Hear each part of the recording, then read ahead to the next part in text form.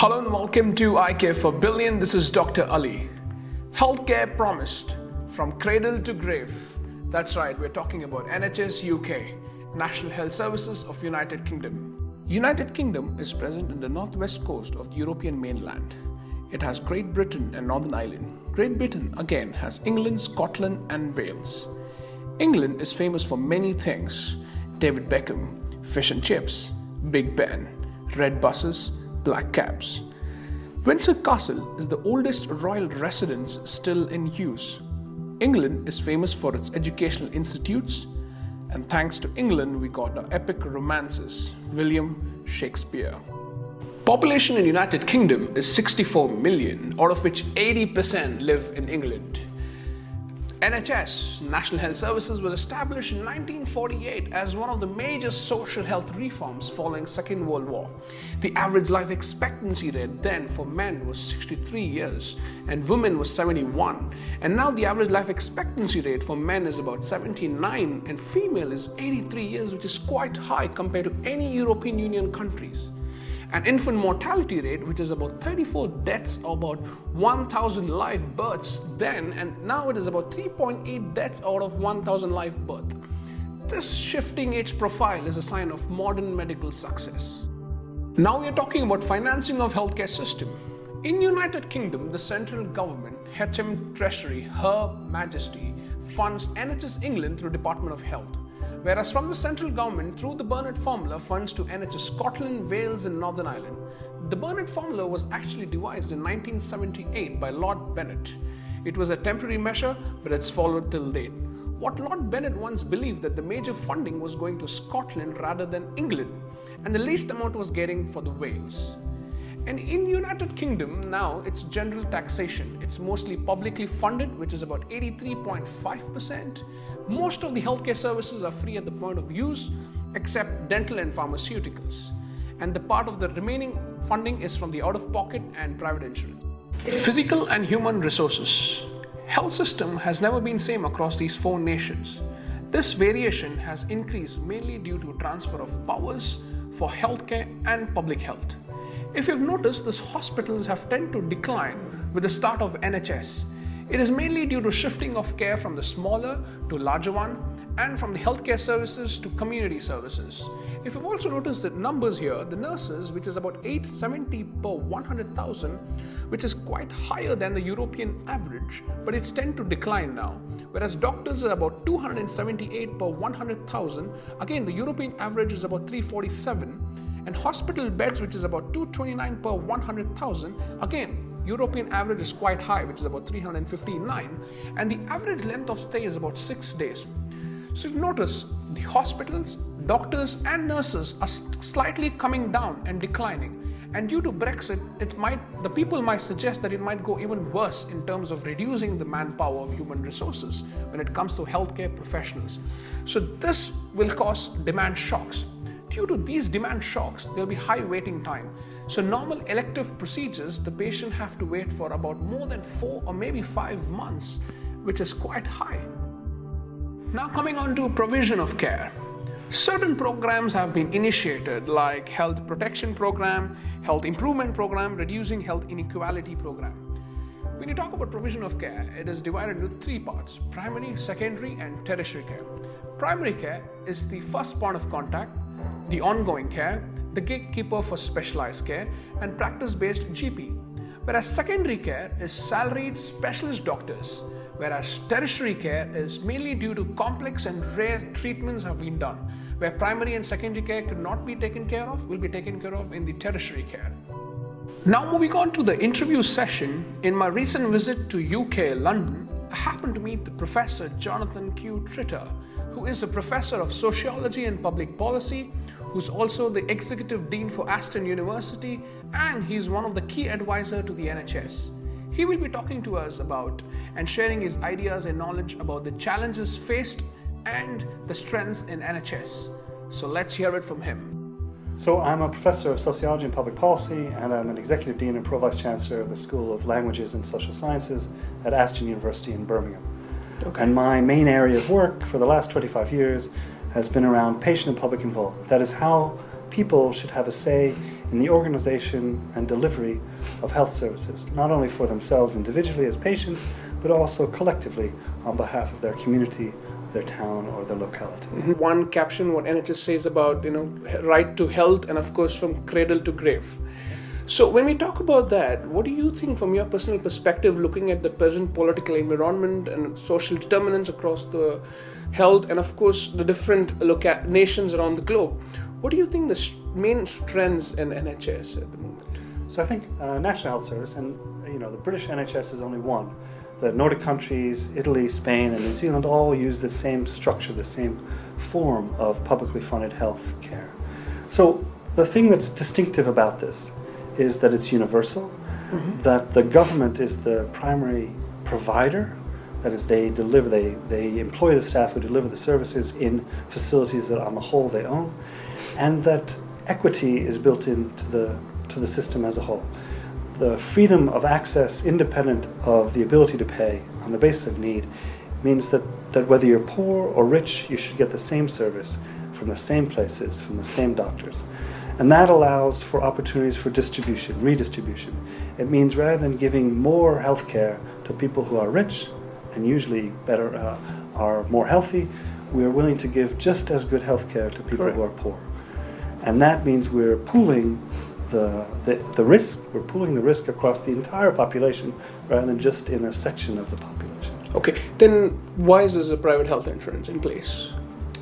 Private health insurance is in place because one of the consequences of finite resources is that you get waiting. If I have a finite amount of time, a finite amount of resource to spend on healthcare, then the way I manage that finite resource is make people wait for things. And certainly for elective surgery, there are longer waiting lists than those things which are emergency. On the whole, if you have an emergency acute issue, you'll get it treated right away. But for elective surgery, perhaps you could argue hip replacements, though sometimes they can be acute, you may well have to wait, and that's the way I manage the resource. So people have private health insurance predominantly because they want to jump the queue. They want to not wait. And they not wait because instead of using NHS care, they'll pay for it privately, either directly out of their pocket or indirectly through health insurance. Okay, when we talk about, this is the topic of discussion, the hot topic at the moment right now when it comes to NHS is the waiting times. Is it directly proportional to the number of staffing you have, or is it the strategic point of thinking of NHS to have low staffing, to have the waiting period so that the funding gets more?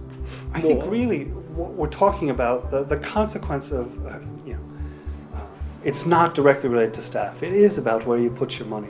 So if you spend more money on preventative care, things that are about managing upstream challenges, then downstream challenges are less. So one of the consequences of austerity over the last 8 years has been far less money going into community care, preventative care, and the consequence of that is more people are getting really sick, or more people are coming into the NHS in a worse condition. And that means there's greater demand, and that demand means I have, given finite resources, the waiting times have increased. So I don't think it's directly related to staffing. I think it's more directly related to where I've put my resource, and putting less money upstream in prevention has a consequence downstream in terms of acute presentation. Okay, when we see about number of hospitals distribution across UK, we see more of that in Scotland compared to the England, even though we have more population in England and not in Scotland. Why is there disparity? I think that has to do with where people live and issues of transport. So in countries, Norway is a good example, in countries where you have dispersed populations that live in pockets far away from each other, they either have to travel a really long way to get to hospital, or you end up putting more hospitals where the people are. And while in absolute terms you may have more hospitals per capita in Scotland, you don't have more tertiary centres of excellence in Scotland per capita. You have fewer, but you'll have more health facilities because the population can't travel to the places where you would. When we talk about innovation healthcare, I was in America last month, and there's just so much about innovation healthcare. But when it comes to UK, we never really hear about any innovation.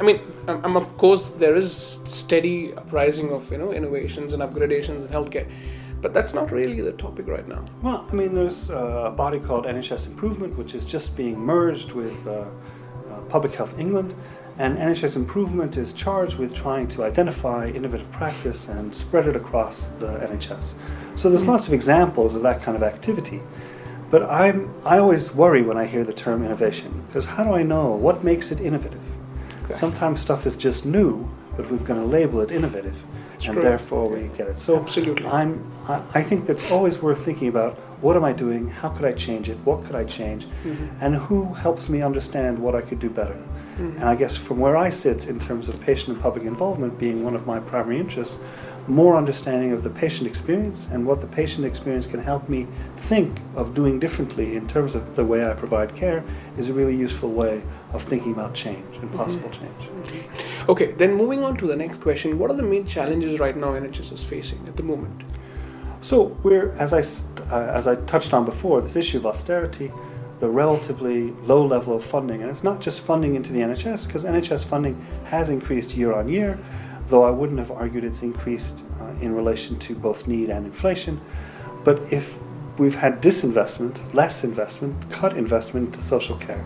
So this is where you get preventative care, this is where you get care in the community. So the challenge is that if I'm not investing there, it doesn't matter how much money I put into the NHS, I'm not going to be able to balance. And one of the things that's really easy to do is to not invest in prevention. But it has knock-on effects down the line. And after 8 years, I think these are really becoming significant. So the majority of acute trust, the majority of hospitals are now running a deficit. And that's not going to get better by simply funding more into the NHS. So we're building up this time bomb of underinvestment which has consequences. Measles is a good example. So inoculation, immunization is a central responsibility of the NHS, and we've had an epidemic of measles, and this is partly not because of underfunding, but because people have not wanted to be inoculated. So one of the other challenges is public education, a recognition that health and well-being and managing your own health and well-being, self-management, is a key element of this. But if we make it all the individual's responsibility, we're not doing what we should be doing as a state, ensuring that we're there to help you, guide you, support you, and enable you to be healthy. Affordable healthcare. So I would like you to rate it from 0 to 5, 5 being the best and 0 being the worst. And in terms of affordable healthcare in UK. Well, I mean, in terms of all the international comparisons, the NHS still comes out in terms of being good bang for your buck, very cost effectively. Very cost. It's under 10% of GDP is spent on healthcare, and the distribution of where that care goes across the entire population, for me, that's more important than the amount of money spent. Because healthcare is a kind of redistribution. It's a way of making the population better rather than making the population more different from each other. So you would I would rate it, let's say 4. Because I'm never going to use 5. I know. And when it comes to acceptable healthcare, you just mentioned about one point about measles. So yeah, I think acceptability of healthcare in people. I mean, the NHS is loved. It's seen as a national institution. It's something that there's huge public support for. Indeed, it's seen as something which is very difficult for politicians to change. In some sense, you could argue that's one of the problems. It's so loved that people don't want to change it, right? And you can see this when they seek to close facilities. People say, no, don't close that facility, that's ours. When actually it would be far better to open a new modern facility rather than still working with something built 200 years ago. Okay. Acceptable. Acceptable. I think it's highly acceptable. It's 4 or 5. It's 4 or 5? Yeah. Wow. And quality healthcare? Yeah. I mean, I think that one of the consequences of universal provision is that you're not going to go for the best possible. You're going to go for what's good enough. Yeah? And that's the trade-off. I think that's the trade-off. That doesn't mean there isn't, absolutely cutting-edge, internationally renowned healthcare available on the NHS. Absolutely there is. But I think most places don't go for cutting-edge. They go for good enough. So I think it's high quality, but it's not, the latest possible. And I think there are good reasons for that. I don't think necessarily the cost of the latest version, buying the latest iPhone, is it worth twice as much as one generation earlier? No, I don't think so. Exactly. So I would buy the one generation earlier because it does most of what the latest one does, but at a far better price point. So you would rate it 4. 4 again? Yeah. Okay. I love the NHS. I know, I can see that. Fantastic. Accessibility to healthcare. So because it's universal, because it takes health inequalities seriously, and by health inequalities, I don't simply mean differential access to services, but I mean differential outcomes. Health inequalities and seeking to address health inequalities was part of the legal responsibility of Public Health England, so it's in the law, that's what they're supposed to do. So accessibility is a really big issue, and lots of attention is paid to it, definitely 4 or 5 in terms of accessibility. Universal, independent of the ability to pay, those are the key barriers that limit opportunities for people to access healthcare. Okay, final thing, sustainable healthcare. Sustainable, yeah. I think this comes back to that discussion about where you're putting your money. So if we only think about healthcare, then I think if we only think about the NHS, we're not thinking about the system in the right way. We have to invest in those areas which are, as I keep saying, downstream, upstream. So we have to invest more in prevention, in promotion, in helping people understand the consequences of their behaviors on their own health and well-being and those of the people they care for. And more money needs to go into that, and that will help us. And currently, we're at an unsustainable level of funding. There's too much illness. The system is at a tipping point. And so something has to change.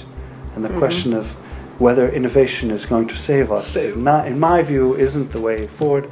I do think we do need more investment and better investment. That would be? 3. Glad you went down to 4. Okay, so I've heard about one of your talks, which I really liked the point you said that the taxations, they don't actually have numbers when it comes to health or any public services. When it comes to public services, it's equal.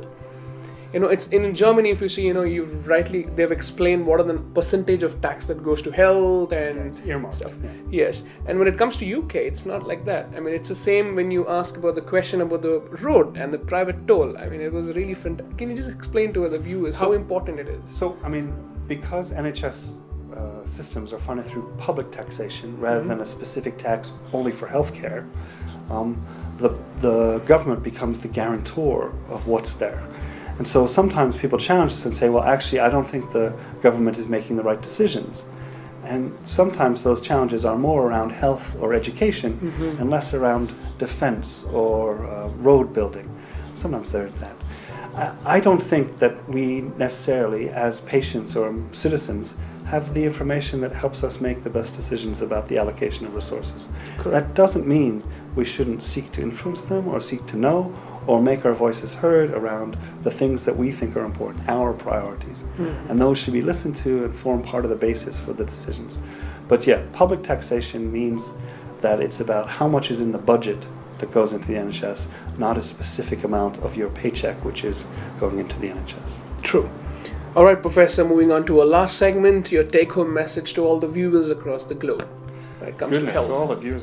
So, the key thing for health is not simply universal access, it's where that goes, the distribution of health as a public good. If we're serious about trying to address health inequalities and broader social inequalities, then we should think of healthcare and access to healthcare as one of the key mechanisms to do that. And finally, we should think about the sources of information to organize and deliver healthcare as not only those which sit within the medicine or medics and doctors or politicians, but also in the public and in the patients. Their knowledge, their understanding, and their priorities should shape how healthcare is organized and delivered.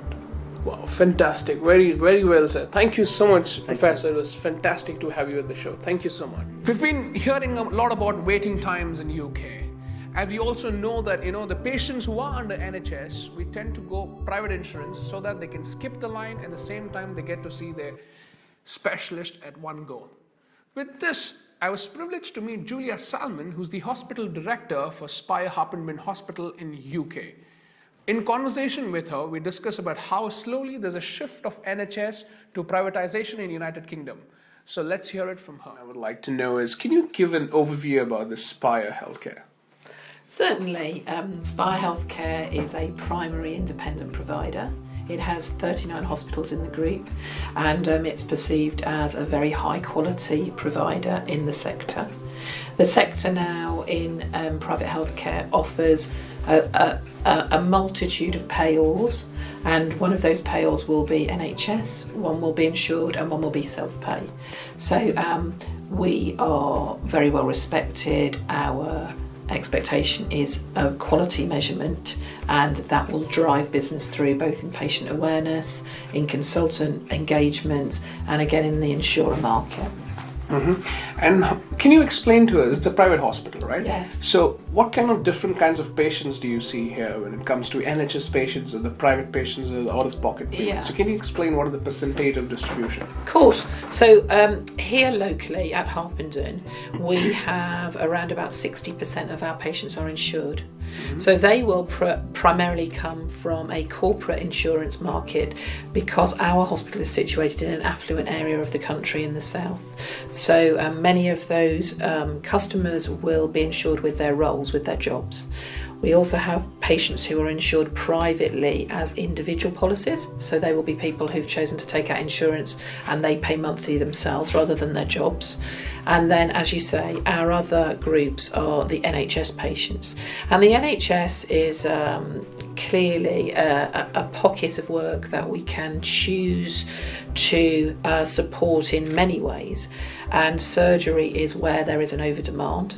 And therefore, if hospitals can take some work from the NHS and offer that same facility and same cost to the NHS and the CCG, then we will do that. So our percentage of NHS at the moment is around about 25%.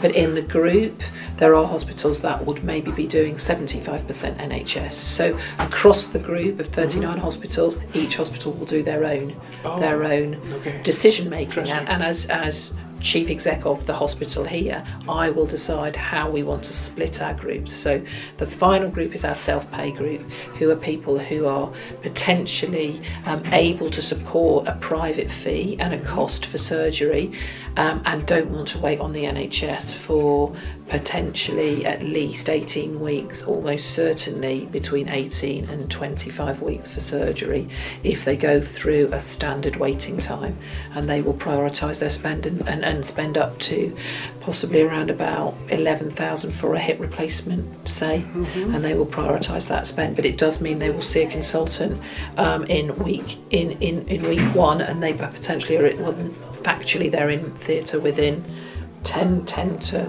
14 days after that, if that's what they want. So when you see in a private institution as you're working, so what is actually giving you in terms of returns in the more of private pay patients, or in the insurance, or in the NHS patients? Yeah, good question again. Certainly at the moment our insurance reimbursement is very similar to our self-pay, and it's really important that that is the case, because our negotiations with insurers, which in our company is managed by our central corporate guide team, then that commercial team will negotiate deals with the insurer, and the self-pay price must be similar, because the insurers will simply turn around and say, why are you charging less for one and more for another? So they're very closely matched. The NHS do reimburse at a lower level, and that is part of the decision making in the way that we decide on the business plan and the model that we're going to offer. So they probably reimburse around about 2/3 of the value of an insured patient. So it is less. It's such a different thing to see, the patients who are under NHS, they have to pay out of the pocket by themselves just to cut down the waiting times. When you go back to time, what happened to NHS? Why? But if you see about 20, 30 years back, when it was working absolutely amazing. It was one of the best sophisticated, clear-cut systems. But what happened now? Why is this? Is it because of the aging population, or is it the people, or is it the system that is slowly changing? I mean, I think is it not always going to be a blend of all of it? Free at the point of service is something which we all, we stand on the mantra of the NHS, and that's what we say. The challenge is that healthcare and research and longevity of life all blend in to become patients now having surgery very commonly over the age of 80. They're having hip replacements over the age of 80. They're having general surgery over the age of 80. And there is an expectation of those people to have a life expectancy probably into their 90s. So if you're going to consistently have research and people are going to live longer and we are going to be treated for disease that will not kill us, that will actually extend our lives, then the demand is going to increase. It's a given. It won't go away, in my view. So yes, it used to work, but that's because people lived less time, and now they live for longer, and there is no rules that say you shouldn't treat someone. So it's a difficult one. The NHS do try now and rationalise those cases and those surgery that are not proven to be ultimately effective. So, for example, things like varicose veins, they will not automatically approve that surgery now. So there is a much stronger triage agent which the NHS are using to say, is this patient in an acute position? Because if they're in a chronic position, they may well just say, no, we're not going to treat. And then those patients may go to self-pay. Self-pay. Yeah. So there's like a paradigm shift that is happening in patients moving into. Yeah. It's a very nice quote line that I came up with this, and it's just cradle to grave. That's exactly it, cradle to grave. Yeah, but then lots it's of people slowly say that. shifting to privatization. Yeah. Okay, so moving on to the next question, people are most talked about is Brexit. So from your perspective as a private organization, what would Brexit actually affect the healthcare sector according to you? We have overall concerns, although I think, as with the whole of the UK, there is absolutely no specifics to back up any concerns. Healthcare providers are always going to be serviced by a multitude of staff, and some of those will be European. We've got European staff who we want to feel secure and have a residency in the UK, and that can be for as long as they ever want. So we need to know that that's a safety net. One of the things that I've been talking to consultant colleagues about is exactly the point of how much evidence and how much research we draw in from Europe and from all other countries to ensure that we have best practice and we have the most relevant patient safety at all times. So will that become harder to access? Will it become harder to access the best professionals if we are simply, or when we are simply, an island on our own? Will there be a desire to come to the UK to share that, or will there be a desire for qualified doctors, qualified professionals to move away from the UK to broaden their knowledge? So yes, I have to say, in the world of specifics, I don't have any. There is enormous concern that if you're in a private, say in our sector, if we're looking for investors, does that encourage an investor to come to you if you're now in a standalone environment in the UK? Probably not. So there are concerns on the horizon without a doubt, but 2 years of negotiating, we're probably a long way away from anything actually taking enormous effect. I think it'll be a gradual change. Do you? Yeah, of course. Yeah. My last question for now, Julia, is do you feel some shortage of staff in your hospital at the moment? If so, is it due to the Brexit? And what's your main concern at the moment? Yeah, I mean, I think you'll know healthcare provision is nursing is still, even though we've changed and it's now a degree course, it's still always underrepresented in staffing, and we are very fortunate that we don't have a lot of agency at all, and obviously it's a smaller unit, but we do have agency in theatre, and that's about demand. The demand for the workers are just not there. So we have agencies going around actually headhunting staff at normal levels, at low levels, to just get staff in. So we do have a bit of agency, but it's a very low percentage. It's well under 5%, so it's a very low percentage. I don't think that's had any difference at all with the Brexit. I really don't. I mean, I think that we have had staff shortages for many years, in that actually nursing and all those paramedical services are really hard jobs. And actually people have to be prepared to work really hard, and not everyone wants to work hard. True, that's true. Yeah, so I think that might be agree, yes. But yeah, so I don't. For me at the moment, the impact is not being evidenced of Brexit for a shortage of staff. It may, but at the moment I think it's so early that it's not. Because there's a huge gap between demand and supply. Yeah, so probably there will is be that. Exactly. Okay, so any final take-home messages to all the viewers across the globe, according to you, from NHS, healthcare, or in general? I think the thing for me really is we want the NHS to work. We are all taxpayers. We want the NHS to work. My challenge and my sadness really is that there is not enough funding to support it in the way it is set up at the moment. It will have to change. The NHS will have to change.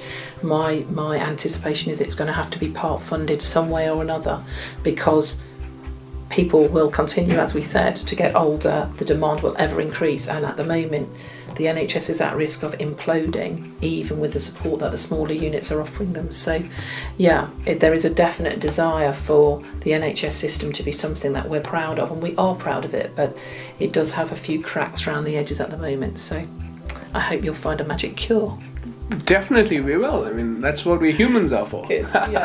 Thank you so much. It was a pleasure having you, Julie. Pleasure. Thank you for joining Thank us. you. My pleasure. Now we come to our last segment of the video, where we assess the healthcare system on the basis of talking to the expertise and our research. Overall, National Health Services has worked remarkably well, given with a relatively low level of fundings in comparison to the other leading European systems. United Kingdom has a number of challenges looking forward to in terms of aging population, chronic conditions, and of course waiting times. But waiting times is purely politically influenced due to present scenarios in terms of Brexit due to decrease in human and manpower resources.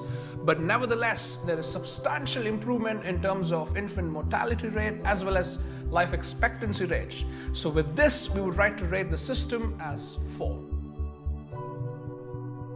Now we come to the end of the video. Thank you for watching us. Like, share and subscribe for our video. What we believe in, I care for billion. The knowledge has to be shared and passed on. Thank you and stay healthy. I care for billion. Go. I care for billion.